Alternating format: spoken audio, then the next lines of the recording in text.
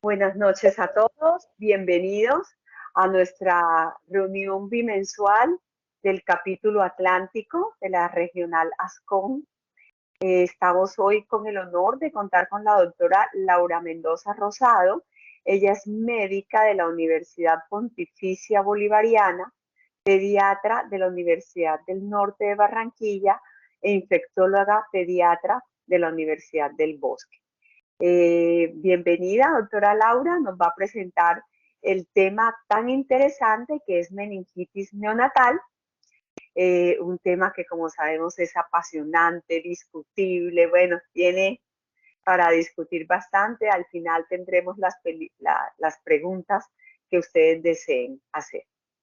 La doctora Laura es infectóloga infantil en Valledupar y es la infectóloga infantil del Hospital Universidad del Norte. Es una gran colaboradora para todos nosotros. Muchas gracias, Lau, por compartir con nosotros esta noche. Bienvenida. Muchas gracias a ustedes por la invitación a este su encuentro y pues como mencionaba la compañera, definitivamente es un tema de gran importancia para todos nosotros que dedicamos parte de nuestro tiempo a la atención neonatal. Bueno, muchísimas gracias nuevamente. Entonces la idea es que el día de hoy los acompañe en este tiempo dialogando un poquito sobre este tema que es meningitis en el periodo neonatal. Entonces, realmente partimos con este concepto y hace referencia pues porque el recién nacido tiene un incremento de esa susceptibilidad de infecciones. Y es que de la misma manera como es inmaduro, en muchos sistemas, en el aspecto inmunológico o en el sistema inmunológico realmente no va a ser la excepción. Y cuando tratamos de pronto de desglosar un poquito a qué se debe esa inmadurez inmunológica, lo que encontramos realmente es que ellos tienen una pobre respuesta humoral. De esa manera, cuando comparamos, por ejemplo, los niveles de inmunoglobulina de los recién nacidos con los alcanzados en la población adulta, dichos niveles de inmunoglobulina van a ser menor y si de pronto comparamos los de un recién nacido a término versus un pretérmino, el del prematuro van a estar mucho más disminuidos. También nos describen que esa función de las células T se encuentra deficiente, haciendo referencia pues también a esa inmunidad celular y finalmente esa vía de complemento que también nos ayuda como protección o sirve como protección para muchos otros agentes infecciosos, también van a estar de pronto actuando en una forma ineficiente. De esta manera, en términos generales, se considera que el neonato se encuentra a riesgo de desarrollar un mayor número de enfermedades infecciosas. Ahora, haciendo referencia puntualmente a la meningitis, es importante resaltar este primer punto y es que definitivamente son las infecciones del torrente sanguíneo las que van a estar asociados con una mayor probabilidad de desarrollar una siembra a nivel pues, de las meninges. Entonces, básicamente en esa cascada fisiopatológica, que es lo que nosotros encontramos, la presencia de bacterias ligada con una liberación de sustancias proinflamatorias y tóxicas que finalmente me van a contribuir a una mayor permeabilidad de esa barrera hematoencefálica y finalmente el desarrollo de lesión vascular, edema vasogénico que luego se torna citotóxico, se da la propagación de esos agentes infecciosos en términos generales en todo el parénquima cerebral, ocasionando incluso lesiones neuronales, cambios neuropáticos y finalmente, en caso de que definitivamente dichos eventos no sean controlados en una forma apropiada, nosotros podemos encontrar también cómo se dan complicaciones, como incremento de la presión intracraneal, hipotensión sistémica y finalmente hipoperfusión cerebral, cambios asociados con unas mayores complicaciones o eventos adversos de esta enfermedad infecciosa. Entonces, una vez ya rescatamos dos conceptos importantes y es que el recién nacido o el neonato en general tiene un mayor riesgo de desarrollar infecciones y que definitivamente de esas infecciones se puede derivar una meningitis, pues es importante que aclaremos el término, a qué hace referencia el término meningitis neonatal. Y lo que nos explican es que hace referencia básicamente a una inflamación de las meninges, pero no solamente está limitado a esta capa, sino que también se pueden encontrar a nivel del espacio subaracnoideo en la vasculatura cerebral y que típicamente pues se va a dar teniendo en cuenta el grupo etario afectado en la población menor de 28 días de vida. Entonces, en términos generales también es importante mencionar 3 conceptos claves. El primero es que por lo general, cuando un paciente presenta meningitis, esta meningitis se debe a una infección que definitivamente es de gran importancia en la población neonatal, teniendo en cuenta no solamente el hecho de que pueden morir, sino que también está asociado con una gran morbilidad. Y finalmente, si nosotros queremos de pronto limitar ese efecto deleterio en la vida del paciente, la única manera que tenemos de pronto de tener un mejor resultado es realizar un diagnóstico precoz y definitivamente un tratamiento oportuno para dicho proceso infeccioso. ¿Qué datos sabemos? Realmente, cuando nosotros buscamos en la literatura, encontramos datos realmente que no son tan precisos, y uno de los principales motivos por los cuales no son tan precisos es porque no solemos realizar un estudio de líquido cefalorraquídeo en forma rutinaria en el escenario pues, de una sepsis. Igual más adelante vamos a ver cuándo estaría indicado. De esa manera, esa incidencia de meningitis con cultivo positivo realmente se considera que está subestimada. Nos dicen incluso cómo escasamente la mitad de los casos sospechosos de meningitis y o sepsis van a ser realizados o se les realizan una punción lumbar. Y el otro concepto que nos mencionan es que puede que se le realice esa punción lumbar, pero se realiza posterior al inicio del tratamiento antibiótico, lo cual finalmente me puede llevar a una negativización de dichos cultivos y por ende la no identificación de un patógeno asociado al cuadro. En términos de mortalidad, nos mencionan que realmente ha disminuido, ¿sí? Teniendo en cuenta que cada día tenemos mayor publicaciones de guías de práctica clínica y mayor adherencia a las mismas, pero a pesar de eso seguimos considerando cómo dicha mortalidad debida a una meningitis en el periodo neonatal sigue siendo alta, siendo incluso descrito hasta en un 15% de los casos. Y finalmente, lo que realmente genera una mayor preocupación es la morbilidad asociada posterior al desarrollo de dicho evento infeccioso. Entonces nos mencionan cómo incluso hasta en un 50% de los casos, eventualmente yo pudiera encontrar que el paciente en forma de secuela presenta convulsiones, presenta retraso en el neurodesarrollo, problemas de aprendizaje o en su defecto, discapacidad de tipo visual o auditivo. Entonces, si bien no se nos están muriendo los pacientes de meningitis, cuando realizamos ese seguimiento a largo plazo, encontramos que ese neurodesarrollo definitivamente se está viendo afectado por dicho proceso infeccioso.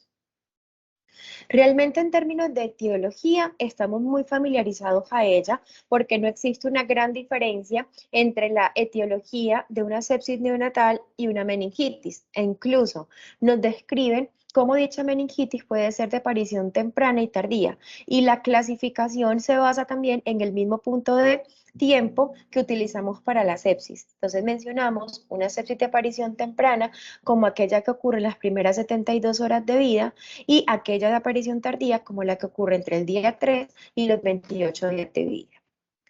Es importante mencionar en esa sepsis neonatal temprana, definitivamente los principales agentes siguen siendo estreptococos del grupo B, y adicionalmente a eso tenemos las enterobacterias como Escherichia coli. En una menor proporción nos describen diferentes enterobacterias E. coli y también mencionan Listeria monocytogenes. En el caso de la sepsis o en el caso pues de la meningitis de inicio tardío, es importante también recordar que tenemos que ubicarnos en el escenario donde nuestro paciente se encuentra. Si es un paciente que viene de la casa o si es un paciente que se encuentra hospitalizado en una de nuestras unidades de cuidados intensivos. Y si es el caso, por ejemplo, de un paciente que se encuentra en una unidad de cuidados intensivos, en términos generales nos empiezan a resaltar la importancia de los estafilococos coagulasa negativo, sin olvidar otros agentes como estafilobaurus, enterobacterias y también gram negativos como pseudomonas. Es importante también mencionar que no solamente las bacterias me ocasionan meningitis, también podemos tener infecciones del sistema nervioso central por virus, y dentro de los virus se encuentra definitivamente el herpes simplex, y también nos describen en una menor proporción de casos enterovirus, citomegalovirus y hongos como cándida. Cándida obviamente relacionado con infecciones asociadas a la atención en salud. La presentación clínica, al igual que la sepsis, realmente se considera que es inespecífica. ¿sí? Se necesita un alto índice de sospecha. Pero hay algo que quiero resaltar de una de las frases que encontré en uno de los textos y en una de las publicaciones que revisé para esta presentación, y es que nos dicen que un paciente con meningitis nunca va a ser asintomático. O sea, una meningitis oculta realmente no existe. ¿Listo? Entonces, realmente el paciente algún síntoma debe presentar. El problema es que los síntomas asociados a meningitis, al igual que la sepsis, son signos que son inespecíficos. ¿Y qué es lo que nos mencionan? Una vez más, diferencias en cuanto al tiempo de edad gestacional del paciente. El prematuro, realmente algo tan simple como una descompensación respiratoria, nos puede indicar sepsis y también nos puede indicar la presencia de una meningitis, y en el caso pues del paciente a término encontramos no solamente la fiebre, sino en general nosotros hablamos de distermias, tanto la fiebre como la hipotermia.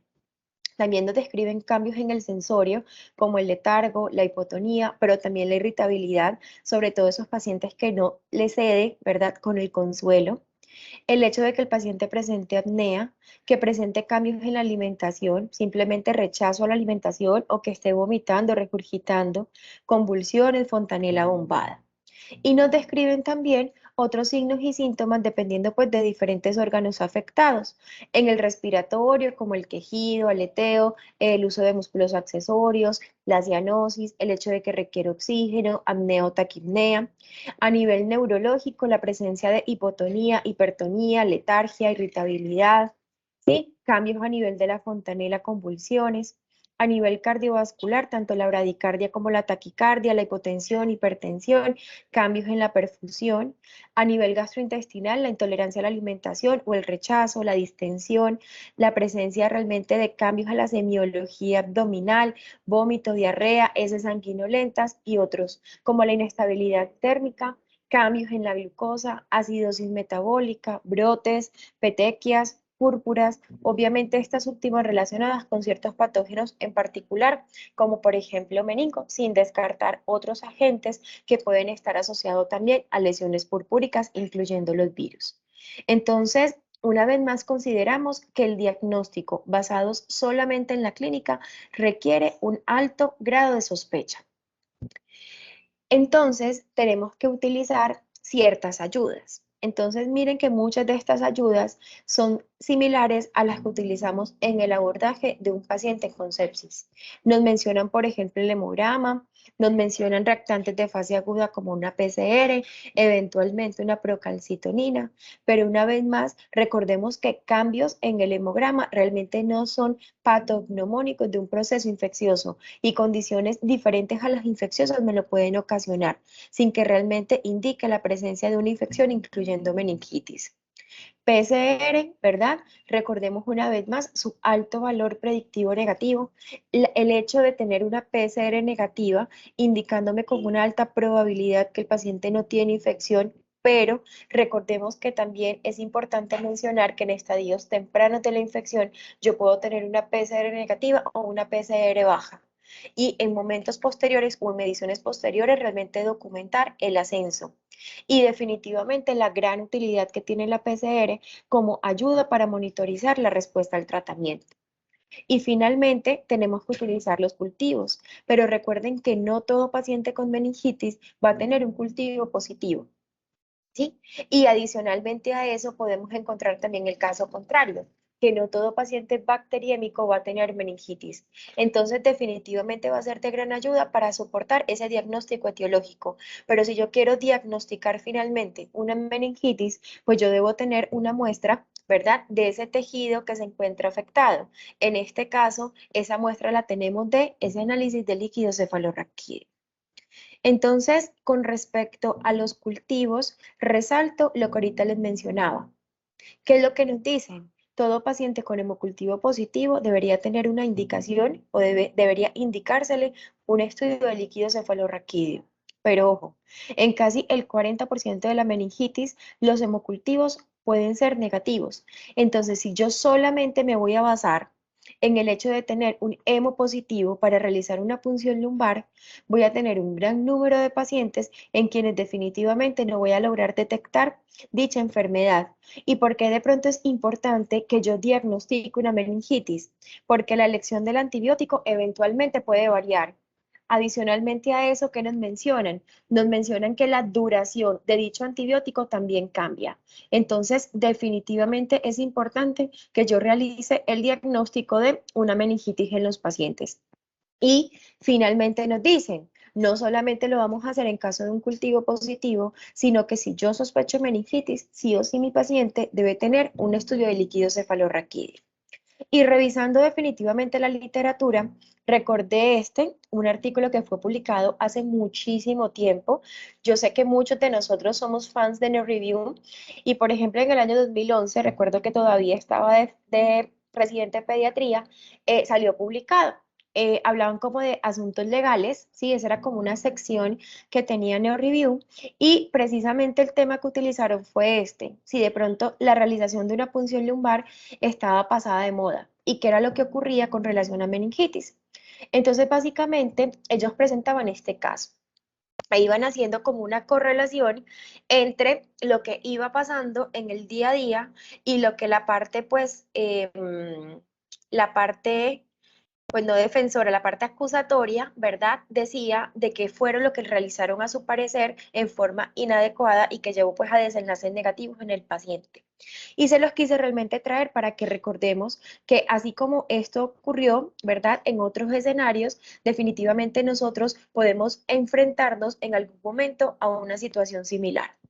Entonces parten del hecho del nacimiento de un paciente prematuro de 33 semanas con un peso bajo para la edad gestacional, pues con un peso bajo más no inadecuado para la edad gestacional, y dentro de los antecedentes básicamente lo que describían era que la mamá tuvo el nacimiento pretérmino debido a que presentó una ruptura prematura y prolongada de membranas. Pero es importante mencionar que la mamá no presentó fiebre, que la mamá no presentó signos de coriamnionitis y que incluso recibió antibióticos. Al momento del nacimiento, el paciente estaba asintomático, por lo que no indicaron la realización de antibióticos. El paciente fue admitido a la unidad de cuidados intensivos y lo que describían era que le habían realizado cultivos y que dichos cultivos habían salido negativos. Realmente la evolución inicial fue apropiada, excepto a que al día 5 de vida el paciente presentó un hallazgo clínico y el hallazgo clínico fue que de una alimentación de 17 milímetros dejó un residuo de 6 cc. Describen también que posterior a haber documentado el cuerpo de enfermería, el personal de enfermería, dicho residuo, también documentaron 5 horas más tarde que el paciente presentó apneas, luego estaba taquicárdico, luego empezó a presentar un mayor número de episodios de apnea e incluso llegaron a documentar una temperatura de 37,8. Llamó la atención que, a pesar de haber sido notificados esos cambios en la evolución, según lo que está descrito en el texto, en ningún momento le informaron a neonatología de lo presentado. Luego mencionan que aproximadamente, ¿verdad?, 12 horas del paciente empezar a presentar cambios en el estado clínico y 6 horas de que el paciente presentara apneas a repetición, se fue notificado el neonatólogo. Y en ese punto consideraron que esas apneas eran por prematurez, le indicaron soporte de oxígeno y le indicaron cafeína. ¿Listo? Mencionan que posterior a dicha conducta, el paciente continuó con deterioro clínico, el paciente se tornó hipotónico, letárgico, realizaron reactantes, interrogan sepsis, toman hemocultivos e indican antibioticoterapia con ampicilina, gentamicina y vancomicina. Ellos realizan el análisis también de los tiempos de inicio de dicho antibiótico. Dicen que la AMPI fue 30 minutos, la Genta 1 hora y la Vanco aproximadamente 3 horas y media posterior a la indicación de los antibióticos. ¿Qué mencionan con relación a la evolución? El paciente continuó presentando apneas, hubo necesidad de ventilarlo. 11 horas después de que el paciente recibió la primera dosis de vancomicina, simplemente deciden suspenderlo, continúan ampigenta, consideran incluso adicionar aciclovir a esa terapia antibiótica empírica, no exponen los motivos por los cuales realizan el ajuste al tratamiento. Mencionan también la realización de una neuroimagen en la que encuentran cambios a nivel del sistema nervioso central, áreas prominentes bilaterales de cogenicidad en ambos lóbulos frontales, un área focal de cogenicidad aumentada en el lóbulo temporal derecho. El paciente realmente continúa con deterioro clínico y mencionan, ¿verdad?, que los cultivos aproximadamente a las 32 horas de incubación, ¿verdad?, reportan un germen, un estafilocoagulasa negativo. Y ante dicho aislamiento deciden el inicio del abanco, pero de pronto pues pareciera que no le creen al rescate de dicho estáfilo porque el paciente continúa con ampicilina y gentamicina. Al momento o hasta ese momento seguíamos solamente con la realización de hemocultivos. Dice que al día 7 de vida, aproximadamente 2 días después del deterioro, el paciente empieza a convulsionar, sigue convulsionando, ¿verdad? Aparentemente hay control y deciden la suspensión de antibiótico luego de 10 días. Dan manejo pues de una sepsis neonatal. Mencionan que el paciente continúa en seguimiento, los reactantes alterados, neuroimagen, en este caso resonancia alterada, interconsulta en el servicio de infectología aproximadamente a los 23 días de vida. Estamos hablando de 18, 19 días del deterioro clínico. En ese caso se recomienda la realización de una punción lumbar en la cual documentan cambios en dicho citoquímico. El paciente tenía pleocitosis, hipoglucorraquia, hiperproteinorraquia. Al GRAM visualizan bacterias, pero al cultivo finalmente no crece. Consideran una meningitis parcialmente tratada, reinician antibióticos sistémicos. Y finalmente mencionan pues el seguimiento del paciente, que es lo que motiva a una conducta legal. Y es que 7 años después, el paciente está con una derivación ventrículo-peritoneal por una hidrocefalia, el paciente tiene una parálisis cerebral espástica, ¿sí? Y adicionalmente a eso describen que el paciente presenta retrasos en el neurodesarrollo, alteración cognitivo y visual. Entonces, ellos finalmente lo que nos dicen es esto, que es trágico cuando un bebé que está en una unidad de cuidados intensivos donde está siendo monitorizado no realicen una punción lumbar, que definitivamente las punciones lumbares no están fuera de moda y que definitivamente la omisión de la realización del estudio de líquido cefalorraquídeo puede llevar a un subdiagnóstico de una meningitis y finalmente a un tratamiento inadecuado y el desarrollo pues, de secuelas derivadas de dicha infección. De verdad que hace muchísimo tiempo, ¿verdad? Si estamos hablando 2011, sí, este caso a mí realmente, a pesar pues de ser realmente escrito en una publicación, no se olvida y definitivamente nos hace pensar en qué tanta punción lumbar nosotros estamos realizando en nuestros pacientes en el día a día en las unidades de cuidados intensivos. Entonces, yo al principio les mencionaba que cada día tenemos más publicaciones, tenemos guías de práctica clínica de las diferentes sociedades científicas, ¿sí? Muchas de ellas están publicadas y actualizadas en una forma reciente y la primera que le quise traer fue el consenso del CIBEN, en el cual pues básicamente nos hablan es de sepsis neonatal sospechada, es una sospecha de sepsis neonatal o sepsis neonatal probable. Y con relación a la punción lumbar, ¿qué es lo que nos mencionan? Nos dicen realmente que como tal, pues la meningitis es infrecuente. Sí, eso ya lo habíamos conversado al principio, pero que definitivamente, teniendo en cuenta la elevada mortalidad y la discapacidad asociada, es importante siempre tenerla presente. Y que se puede dar tanto en una sepsis neonatal tardía como en la precoz. Pero en ambas, definitivamente va a ser mucho más frecuente en una sepsis neonatal tardía. ¿Y qué nos mencionan sobre, o qué es lo que nos mencionan sobre la realización de la punción lumbar? Y es que definitivamente la necesitamos para evaluar ese líquido cefalorraquídeo y definitivamente la necesitamos para decir si tiene meningitis. Entonces nos dicen que en forma rutinaria en el paciente con sepsis neonatal temprana no la vamos a realizar, pero vamos a hacerla en el menor de 72 horas solo si hay una sospecha elevada de meningitis. Y en el caso del escenario de una sepsis neonatal tardía, es decir, un paciente que tiene más de 72 horas de vida, nos dicen sintomáticos con sospecha de sepsis tardía. Esta es la recomendación del CIBEN. Ahora, En Colombia, pues si bien no es nuevecita, tenemos una guía de práctica clínica de sepsis neonatal temprana. ¿Listo? En la sepsis neonatal temprana, ¿qué es lo que nos mencionan?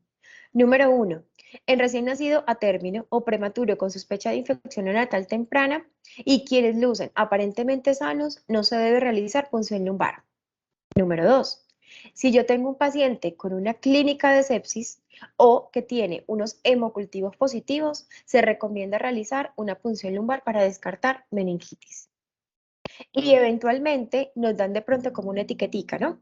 Si yo tengo un paciente que tiene una clínica de sepsis y está inestable, la podemos eventualmente diferir. Pero ojo, la elección de los antibióticos definitivamente tiene que estar guiado ante una sospecha de una neuroinfección.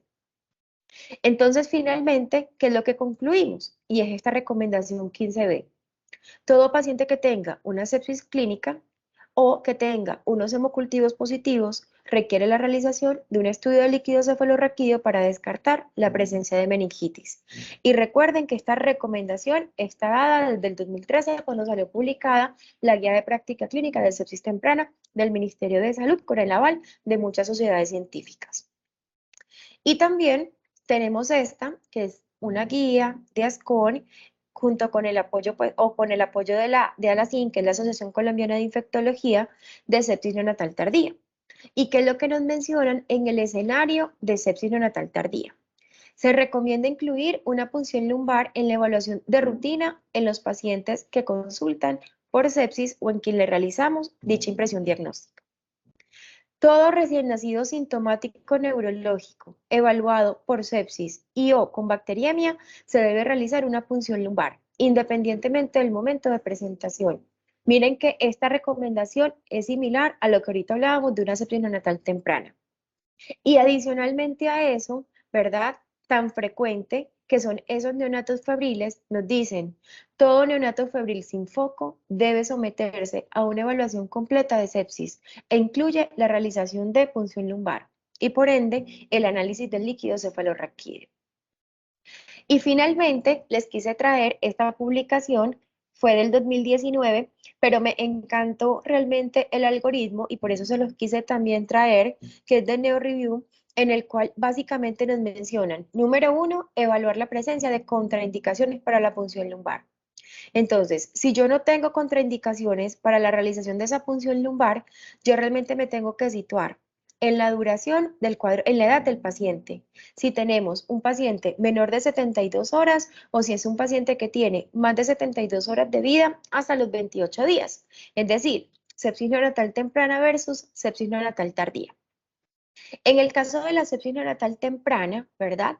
Realmente miren las diferentes categorías que nos mencionan, de si es a término o si es un paciente prematuro. Pero en términos generales, cuando nos dicen haga punción lumbar, en el paciente sintomático y en el paciente que tiene un hemocultivo positivo. Una vez más, esta recomendación la reafianzamos en las guías de práctica que tenemos vigentes en nuestro país.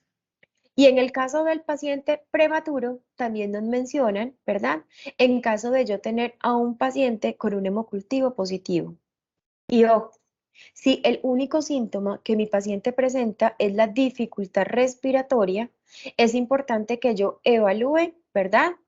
Esos cultivos, si están pendientes, si son negativos, ya veíamos que si son positivos, definitivamente requiere la punción lumbar y luego tengo que ver si el paciente tiene otros hallazgos en esa exploración física que me oriente hacia afectación del sistema nervioso central. Y si yo tengo algún otro hallazgo clínico que me oriente hacia dicha infección, definitivamente debo realizar esa punción lumbar. Y ya en el escenario pues, de una sepsis neonatal tardía, me dicen que definitivamente esa punción lumbar está fuertemente recomendada. Ahora, ojo con el paciente que ha estado expuesto a antibióticos previos. Entonces yo sé que para nosotros es muy fácil decir, empiezo antibiótico y reevalúo. Pero realmente lo que nos tenemos que preguntar en el día a día es si ese paciente realmente tenía criterios para yo diferir la realización de dicha punción lumbar. Entonces, básicamente lo que nos preguntan es, ¿cómo está el paciente? si está el paciente sintomático, ¿verdad? Si el paciente tiene deterioro clínico, si no mejora luego de 24 a 72 horas de tratamiento, pues definitivamente ese paciente requiere la realización de una punción lumbar. De esa manera, ¿verdad? Hasta acá, nosotros realmente podemos realizar un diagnóstico de una meningitis. Me voy a regresar un momentito simplemente para recordarles que existen diferentes soportes en la literatura, diferentes valores que se consideran pues como normal en el prematuro o en el término. Lo importante es que en cada una de nuestras unidades neonatales lleguemos a un consenso. Decidí utilizar el Deciben, perfecto. Todos vamos a hablar el mismo idioma y todos vamos a tener el mismo punto de corte al momento de interpretar esos valores del líquido cefalorraquídeo.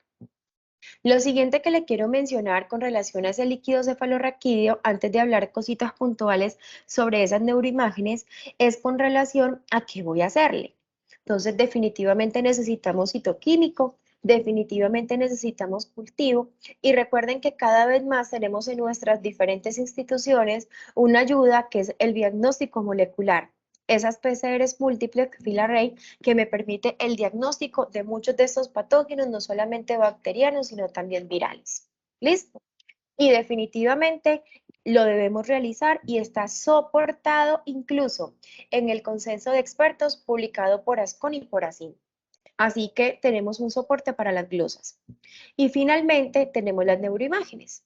Es importante, sobre todo para el diagnóstico de complicaciones, existen diferentes recomendaciones, el iniciar con una ecografía transfontanelar, teniendo en cuenta que es de muy fácil realización, que me permite evaluar ventriculitis, ventriculomegalia, hidrocefalia, cambios en el parénquima o alteraciones estructurales, y que incluso recomiendan la realización al principio, ¿sí? Y cuando estemos de pronto posterior al tratamiento para evaluar si se presentó pues alguna de estas complicaciones.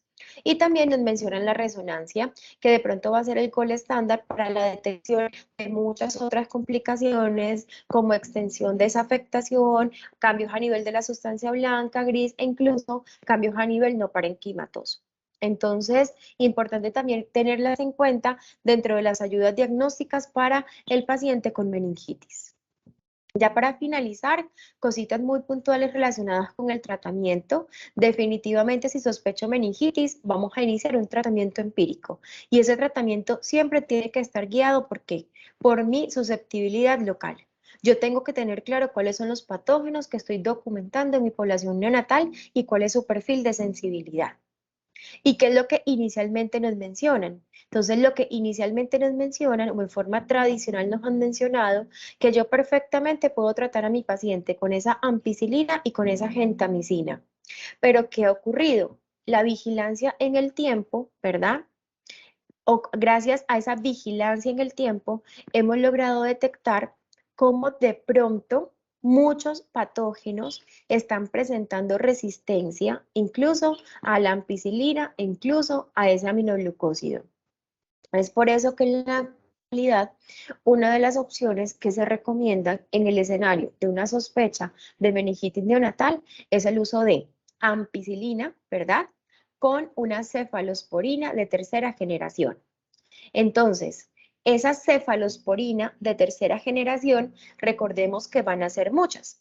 Tenemos, por ejemplo, ceftazidime, que a diferencia, por ejemplo, de ceftriaxona y cefotaxime, me cubre pseudomonas. Tenemos ceftriaxona, que tenemos esa limitante en la población neonatal, dada su necesidad de afinidad a la albúmina y por ende, en caso de que el paciente esté con una hiperbilirrubinemia, ¿verdad? Esas bilirrubinas ya no están pegaditas a la albúmina y por ende van a tener un mayor riesgo de toxicidad, sobre todo a nivel neurológico, kernícteros, y también alto riesgo de desarrollar litiasis, coledocolitiasis, y definitivamente tenemos cefotaxime. Entonces, en este punto sí quiero decirles algo. Hace muchísimo tiempo, incluso estamos hablando de cuando me formé como pediatra, nos decían no usen las cefalosporinas de tercera porque inducen resistencia. Y en nuestras unidades neonatales y en general en las salas de pediatría satanizamos el uso de ceftriaxona. Y de paso, satanizamos el uso de cefotaxime, porque son fuertes inductoras de BLE. En la actualidad, ¿qué es lo que nosotros manejamos o cuál es el concepto que nosotros transmitimos? Cualquier antibiótico es capaz de generar resistencia, de inducir resistencia. Pero cada vez más, ¿verdad? Estamos tratando de decirles a ustedes que ese cambio de cefotaxime por cefepime, que es lo que muchas veces hacemos, es completamente inadecuado, porque estamos cambiando de un mal menos malo a uno malísimo. Y es que con el uso del cefepime, ¿verdad? Al tener un mayor espectro, estamos cubriendo pseudomonas. Y si el paciente no tiene factor de riesgo para pseudomonas o en su defecto no tiene aislamiento de pseudomonas, no tenemos por qué tratarlo, porque ese uso de cefepime definitivamente me puede inducir resistencia. Y uno de los grandes problemas que tenemos en la actualidad es el de pseudomonas resistente a carbapenémicos o el de pseudomonas multidrogo resistente. Y cada vez las opciones de tratamiento son limitadas. Es por eso que si yo tengo sospecha de una meningitis neonatal, definitivamente debemos utilizar una cefalosporina de tercera y la cefalosporina de tercera indicada es cefotaxime. Y no debemos olvidar el uso de ampicilina, recordando que este antibiótico sigue siendo, ¿verdad?, de gran utilidad para uno de los agentes que está involucrado en sepsis neonatal, que es la listeria. Es por eso que se sigue recomendando ampicefota dentro del manejo del paciente con meningitis neonatal en forma empírica. Ahora, definitivamente ese tratamiento se tiene que ajustar. ¿En cuanto a qué? Al estado clínico y definitivamente a la identificación del patógeno. Pero si yo no hice una punción lumbar, como difícil, ¿verdad? Entonces, importante realizar un estudio de líquido cefalorraquídeo a menos que realmente el paciente tenga una contraindicación. De esa manera nos vamos a situar en diferentes agentes que me ocasionan meningitis neonatal. Principal agente, tenemos los estreptos del grupo B, el Streptogalactiae. Y recordemos que los antibióticos de primera línea para el manejo de dicha infección es y sigue siendo penicilina cristalina y o ampicilina asociado con un aminoglucósido como la genta. Entonces, ampigenta o penicilina cristalina con gentamicina. En el caso de una enterobacteria, ¿sí? En este saquito incluimos E. coli como uno de los principales agentes asociados a meningitis neonatal. Definitivamente es y seguirá siendo tratamiento de elección una cefalosporina de tercera generación como cefotaxime. En el caso de yo tener una meningitis por gram positivos, ¿sí? Haciendo referencia sobre todo a enterococos y haciendo referencia sobre todo a enterofecalis, recordemos que ampicilina, ¿sí? Sigue siendo uno de los antibióticos de elección asociado con aminoglucósido. Y en el caso de listeria, también nos describen el uso de ampicilina con el aminoglucósido. Ahora, existen otras cepas gram positivas, ¿sí? Tenemos coagulasa negativo, tenemos estafiloaureus. En el caso de coagulasa negativo o aureus que sea resistente a la meticilina, definitivamente vancomicina, pues vendría siendo el tratamiento de elección, pero no serían gérmenes que habitualmente esperaríamos en un entorno asociado pues a la comunidad, sino a un entorno asociado a la atención en salud. Y finalmente, es importante mencionar con relación a la duración. En el caso de estrepto del grupo B, listeria monocitógenes, neumococo, eventualmente podemos tener meningitis por neumococo, la duración es de 14 días. En caso de bacilos gram negativos, los recomendados son 21 días y desde hace muchísimo tiempo, un artículo publicado en Pediatrics in Review nos dan esta recomendación. Y es que en el caso en que yo no logré confirmar la meningitis, en el caso en el que el paciente yo no documenté una complicación, pero que realmente yo sospeché desde el punto de vista clínico dicha infección, yo puedo dar ese manejo empírico por 14 días. Ya no estamos hablando de 10, sino que miren que estamos extendiendo más la duración de ese manejo porque ya el escenario cambia. De sepsis sin sospecha de meningitis, ¿verdad? Sepsis no probada con sospecha de meningitis a aquella que no la tenga. Y finalmente nos abren una puerta. Y es que si recuerdan, cuando yo les mencionaba la etiología, también les hablaba de los virus. Ojo con aquel paciente que tiene pleocitosis y que el GRAN y el cultivo es negativo, porque perfectamente puede tener una infección por herpes simplex.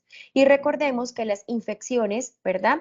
Por herpes simplex, ya sea en el periodo perinatal o postnatal, son de 3 tipos principalmente.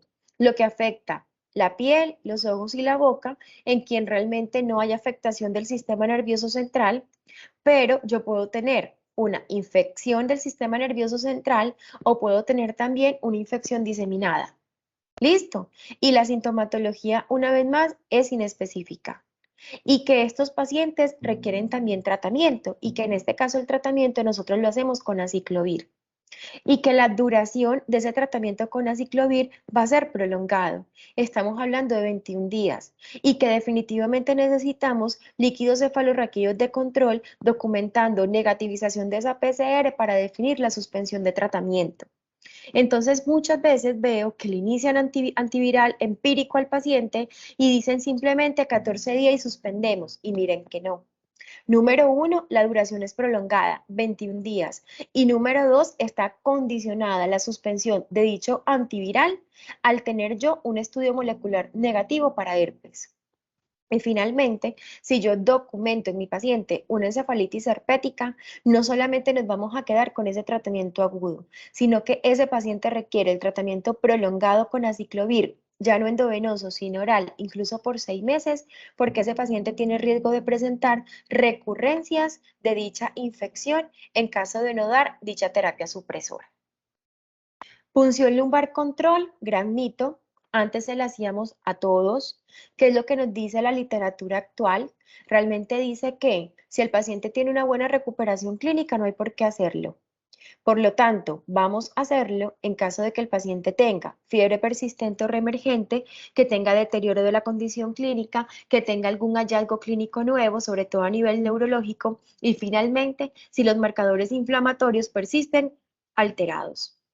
Y no olvidemos a los bacilos gram negativos. Y definitivamente toda meningitis por un bacilo gram negativo requiere un líquido cefalorraquídeo de control realizado a las 24 a 48 horas post tratamiento. Complicaciones definitivamente eventualmente se pueden dar, sobre todo desde el punto de vista neurológico, y también están descritos ciertos factores de riesgo asociados. El hecho de ser prematuro, como el caso que ahorita les presentaba, el hecho de que el paciente requiera soporte ventilatorio, soporte inotrópico, que esté en shock séptico, que el paciente convulsione, que tenga alteración electrolítica asociada, que tenga un electroencefalograma anormal, que tenga anemia asociada. Entonces, ojo con muchos de estos pacientes porque eventualmente pueden tener una complicación a largo plazo. Estos eran los mensajes que les quería traer el día de hoy. Doy gracias una vez más por la invitación y quedo atenta a sus preguntas, dudas, comentarios que quieran realizar. Muchas gracias. Mil gracias, excelente exposición, doctora Laura. ¿Es posible que nos des los valores o los rangos que utilizan en el líquido cefalorraquídeo? Claro que sí, la fuente de información yo sé que no se las mostré grandecita, ¿verdad? Pero está en el consenso de CIBEN y yo creo que muchos de nosotros es el que estamos aplicando en la actualidad. De todas maneras, se los voy a leer un segundito. Entonces nos dicen, leucocitos en el prematuro, perdón, lo normal es menor de 40. Las proteínas menor de 250, la glucosa mayor de 30 y la relación glucosa en líquido cefalorraquídeo en sangre mayor de 50. En el caso del recién nacido término, lo que nos mencionan son leucocitos por debajo de 30 es lo normal, proteínas por debajo de 170 es lo normal, glucosa mayor de 40 y con relación a la relación glucosa líquido cefalorraquídeo sangre mayor de 50. Muchas gracias, doctora Laura. Si alguien tiene preguntas, las puede mandar al chat. Bueno, tenemos una pregunta. Dice, ¿qué pasa cuando la punción inicial es traumática y cuando se repite en el marco de sepsis tardía? ¿Con qué se inicia? Ok, con relación a la punción lumbar traumática, realmente siguen realizando la misma, utilizando de pronto como la misma regla, ¿verdad? De descontar de 1 a 2 leucocitos por cada 1000 glóbulos rojos por milímetro cúbico reportado. Esa es la regla que realmente siguen de pronto recomendando en la literatura en la actualidad. La siguiente pregunta realmente no la escuché muy bien. Lo del antibiótico de sepsis neonatal tardía. Dice, no, es como la misma. ¿Qué pasa cuando la punción inicial es traumática? Cuando se repite y en el marco de sepsis tardía, ¿con qué se inicia? Ok, pues realmente si yo tengo sospecha de una meningitis, recordemos que acorde con nuestra epidemiología, la recomendación sigue siendo una cefalosporina de tercera, cefotaxime, junto con la ampicilina. Ok, la otra pregunta dice, en el caso del recién nacido proveniente de la comunidad, o sea, posterior al tercer día de vida, con sospecha de meningitis, ¿se debería cubrir con vancomicina y cefotaxime, banco por la posibilidad de neumococo con sensibilidad disminuida a la penicilina? Bueno, realmente siendo estrictos, si bien está descrito neumococo dentro de los agentes causales de meningitis en el periodo neonatal, no es uno de los principales agentes y no dan la recomendación del uso de banco. Ahora, en los pacientes más grandecitos es adecuado el comentario que realizan porque si nos damos cuenta, realmente el empírico sigue siendo vancomicina, ceftriaxona. Pero cuando vemos los aislamientos, realmente el porcentaje de rescate a nivel del sistema nervioso central de esos neumoresistentes a la cefalosporina de tercera no es tan alto. O sea que si eventualmente ustedes utilizan la cefalosporina de tercera solita es suficiente. Entonces, volviendo al periodo neonatal, siguen realmente recomendando cefalosporina de tercera, cefotaxime con ampicilina, recordando que de pronto eventualmente va a ser mucho más probable que el paciente tenga una listeria que incluso un neumococo. Ok. Bueno, no recibo más preguntas, Luis. Pregunto si hay alguna otra pregunta en el momento. Yo tengo una pregunta, doctora Laura. O sea, de rutina no hacemos meningitis no hacemos, perdón, punción lumbar en sepsis neonatal temprana.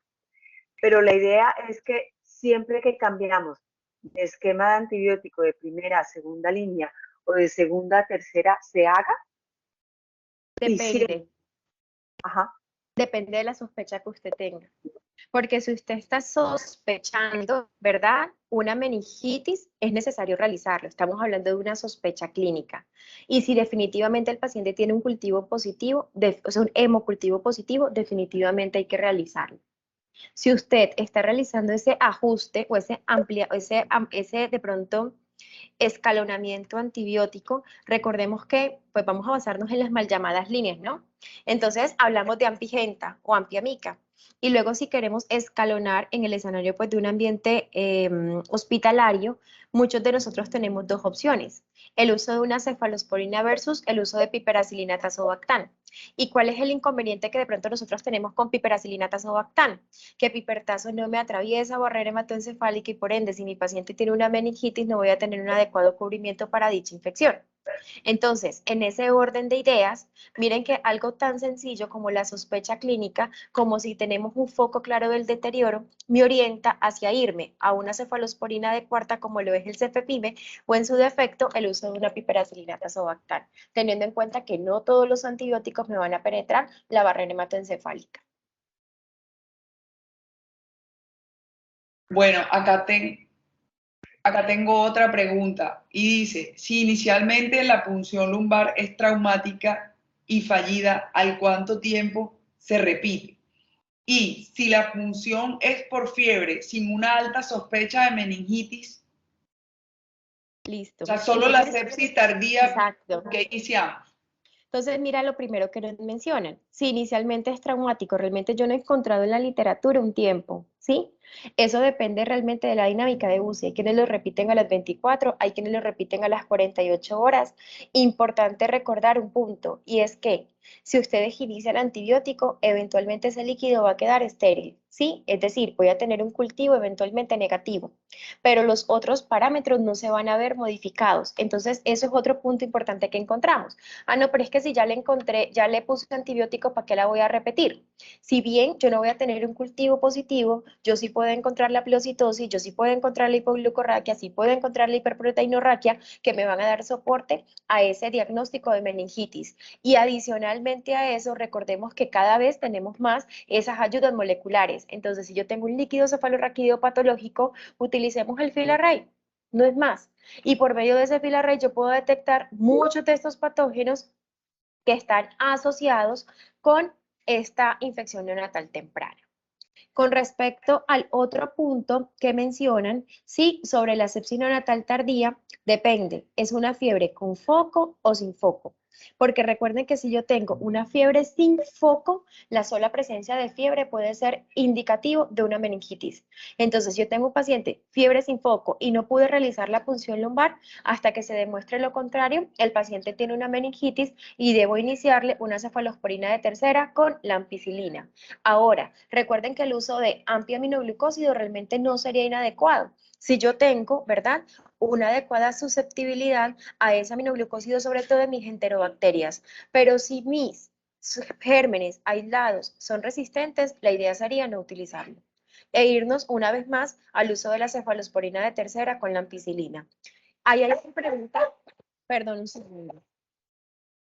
Ok, Hay otra pregunta que nos están haciendo y es con relación al uso de cefotaxime. Yo ahorita se los mencionaba.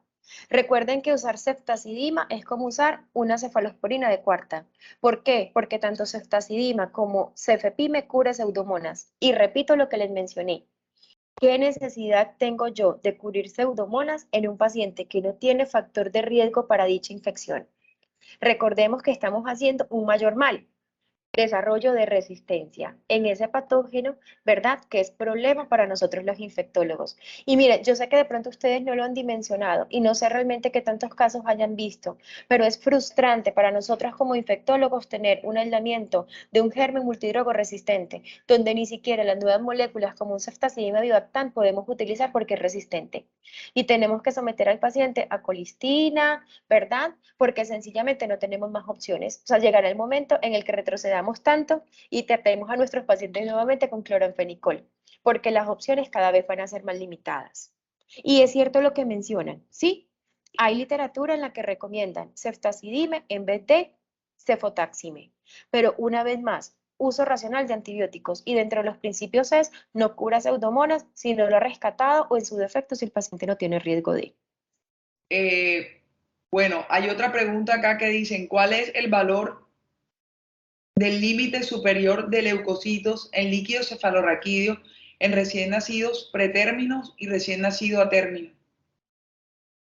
Recuerden de todas maneras el de pronto como la fuente de la información que yo les brindé, que es el consenso de CIBEN, y en ese consenso mencionan que en el pretérmino son 40 y en el término son 30. Lo importante es que todos hablen el mismo idioma. Laura, una pregunta. ¿Tú recomiendas la punción lumbar de control? O sea, tenemos meningitis, tenemos un filarray positivo con algún germen, iniciamos un tratamiento adecuado. Alguna literatura dice que a las 72 horas haga control. ¿Lo recomiendas o no? Ya no. Ya realmente, como ahorita les mencionaba, solamente dan dos indicaciones. Número uno, el neonato que va mal. Y número dos, en todo infección por bacilos gram negativos. Si de pronto echamos memoria, antes nos decían incluso que en las infecciones por Agalactiae había necesidad de realizarlo, pero en estos momentos realmente no se recomienda. Son solamente esas dos indicaciones, neonato que no va bien y bacilos gram negativos. Lau, el paciente febril con sintomatología respiratoria, sin sintomatología neurológica, en el que tienes un virus y tienes fiebre y bueno, ahí sí también. Entonces, una vez más, yo en eso sí soy demasiado, depende de donde leas, ¿verdad? Entonces, si yo me voy a la guía del Consenso de Expertos de Sepsis Neonatal Tardía, lo que nos dicen es, todos los neonatos febriles sin foco. Entonces, si yo tengo un neonato febril con foco, en este caso una infección respiratoria, realmente no requeriría la realización de la punción lumbar. Pero si me voy, por ejemplo, a la bibliografía de NeoReview 2019, nos dice que todo paciente que consulte, ¿verdad?, por sepsis, que tenga más de 72 horas a 28 días, necesita una punción lumbar. Entonces, si nosotros en nuestra institución adoptamos el consenso del CIBEN, no debemos realizar, el consenso, perdón, de ASCONI y de ACID, no debemos realizarlo, porque el paciente tiene un foco.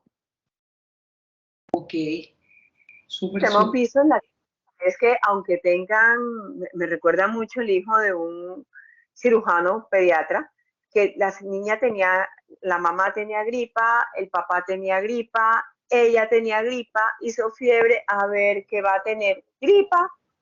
Sin embargo, nos seguimos por el protocolo y la niña tenía 2000 leucocitos en el líquido cefalorraquídeo y le aislamos un enterococo, algo así. La experiencia le dice a uno que realmente un niño con fiebre es de mucho cuidado. Sí, señora, así es. Y es importante también ver qué otra sintomatología tiene el paciente, o sea, todo va a ir de la mano. La Claro, sospecha clínica, eventualmente qué focos se documentan, y como les digo, o sea, todo depende de lo que ustedes decidan adoptar. Sí, no está mal que a todo paciente con fiebre después de las 72 horas le hagan un líquido cefalorraquídeo. ¿Por qué? Porque es probable que el paciente tenga una meningitis. claro. Hay otra pregunta. ¿Alguna recomendación acerca de la dosis de los antibióticos? Se habla de dosis meningias. ¿Seguimos igual? Sí, señor. Y mi recomendación siempre es la misma. Miren que yo en ningún momento les estoy mencionando dosis. Sí, porque las dosis no las tenemos por qué aprender. Para eso existe el Neofax, para eso existe el Neofarma. Simplemente sacamos ampicilina y miren que en cada uno de esos antibióticos nos ofrecen la diferencia. Dosis usual y dosis meningia. Y la dosis meningia la tenemos que usar en caso de que realmente tengamos dicha sospecha. ¿Hay alguien alzando la mano? Raquel Tavares Díaz. ¿Qué nos puedes decir de meningitis por hongos? En el escenario de Cándida, Sí, sí. recuerden, asociado al cuidado de la salud definitivamente. Y recuerden que dentro de los estudios que nosotros debemos realizar en el escenario de una candidiasis neonatal está la búsqueda de siembras profundas. Y dentro de las siembras profundas definitivamente está la toma de neuroimagen y la toma de líquido cefalorraquídeo. Algo tan sencillo como antifúngico de elección en cándida es Anfo-B. Y tenemos la ventaja que Anfo-B penetra sistema nervioso central. Alternativo, fluconazol, y el fluconazol también penetra el sistema nervioso central. Pero ya nosotros pasamos por esa moda, que fue la moda de Candida auris. Ustedes en Barranquilla están en el boom de Candida auris. Recuerden que el tratamiento de elección de Candida auris son las equinocandinas, y las equinocandinas no penetran el sistema nervioso central. Entonces, sí o sí, si yo voy a utilizar una equinocandinas en el escenario de una infección por una cándida diferente a la albicans, tengo que hacerle un líquido cefalorraquídeo y descartarle al paciente esa afectación del sistema nervioso central. Entonces, ¿son frecuentes? Realmente no he visto casi, ¿sabes? No he visto mucha neuroinfección o una meningitis por cándida, pero definitivamente está descrito dentro de esas siembras que eventualmente el paciente puede tener en el escenario de una candidiasis neonatal. Entonces vienen y me preguntan, qué pena reírme, pero es que esa es pregunta de examen mía con mis residentes. Miren, con relación a la pregunta que nos hacen es sífilis congénita y neurosífilis. Realmente voy a responder teniendo como base la guía de práctica clínica colombiana. Y en la guía de práctica clínica de sífilis, sí, gestacional y congénita, no me ofrece ningún tipo de diferencia en si el paciente tiene un líquido cefalorraquídeo patológico o lo tiene normal para definir la duración de tratamiento. Es decir, independientemente de que el paciente tenga neuroludes o no, el medicamento es el mismo, penicilina cristalina. La dosis es la misma, 50.000 unidades, inicialmente cada 2 y luego cada 8. Y la duración es la misma, 10 días. Ahora, si ustedes revisan el libro, ustedes revisan, por ejemplo, el libro rojo, las recomendaciones del CDC, e incluso si revisan Remington, ¿verdad? Les ofrecen un rango de 10 a 14 días. O sea que la recomendación de dar 10 días, como está soportada en nuestra guía, no es inadecuada y no está desfasada a lo que en otros escenarios recomiendan. Lo único que sí definitivamente cambia es el seguimiento, y es que a los 6 meses requiere la realización de un líquido cefalorraquídeo de control. Entonces, sí, definitivamente la duración, una vez más, 10 días. Y la dosis es la misma. Eso de dar 2 veces la dosis realmente no está siendo recomendado en la actualidad en muchos de los soportes pues, bibliográficos. Bueno, vamos con una última pregunta y es, recomendaciones para el recién nacido en quien la punción lumbar ha sido fallida en 2 o más oportunidades. Pues nada que hacer. Riesgo-beneficio. Si definitivamente al paciente, a pesar de estar intentando, ¿verdad? Sigue siendo fallido, ¿qué eventualmente tienen que hacer? Si yo tengo o tuve realmente una sospecha de meningitis, le doy la última opción que le daba en la tablita, meningitis sin rescate, que son 14 días. Entonces, en ese orden de ideas o en ese escenario, lo que yo muchas veces recomiendo es darle 14 días de antibiótico. Ok. Oye, aquí hay una última, que dice meningitis por bacilo gram negativo al realizar la punción lumbar de control. En el caso del líquido cefalorraquídeo control por meningitis positivo por bacilo gram negativo, ¿hasta qué tiempo debe extenderse el tratamiento? Dependes. Sí, o sea, realmente si nos damos cuenta, la recomendación en términos generales, ¿verdad? De la duración de tratamiento de una infección por bacilo gram negativo son 21 días. Sí, de la misma manera como me dicen que yo a las 48 horas necesito una punción lumbar control, en esa punción lumbar control yo lo único que voy a verificar es la esterilidad del líquido. Voy a verificar si realmente tenemos un cultivo negativo o positivo. Si ese cultivo persiste positivo, ojo, porque yo tengo que descartarle al paciente una complicación. Yo tengo que ver de pronto que el paciente tenga, ¿verdad? Un ejemplo, un absceso cerebral. Y en caso de un absceso cerebral, recuerden que la duración del tratamiento ya no van a ser 3 semanas, sino que van a ser como mínimo 4, 6 semanas, dependiendo de la evolución clínica e imagenológica que el paciente tenga. Entonces, darle un límite superior realmente va a depender. ¿Y de qué va a depender? Si finalmente yo logro la esterilidad del líquido y finalmente si yo descarto la presencia de complicaciones. Porque si yo descarto la presencia de complicaciones, perfectamente le puedo dar 21 días de tratamiento. Sí, lo esperado es que yo a las 48 horas tengo líquidos negativos, como lo que lo hacemos en orina. Pero muchas veces nosotros realmente tenemos pacientes que evolucionan clínicamente bien y que el líquido persiste positivo. ¿Qué hago? Repetir. Simplemente necesito verificar que ese líquido se esterilice, nada más. Muchas gracias, doctora Laura. Excelente exposición, nos aclararon muchas dudas. Muchas gracias a todos nuestros asistentes, nuestros colegas, nuestros docentes. Regional Atlántico está inmensamente agradecido con esta maravillosa exposición. Sí, gracias, Lau.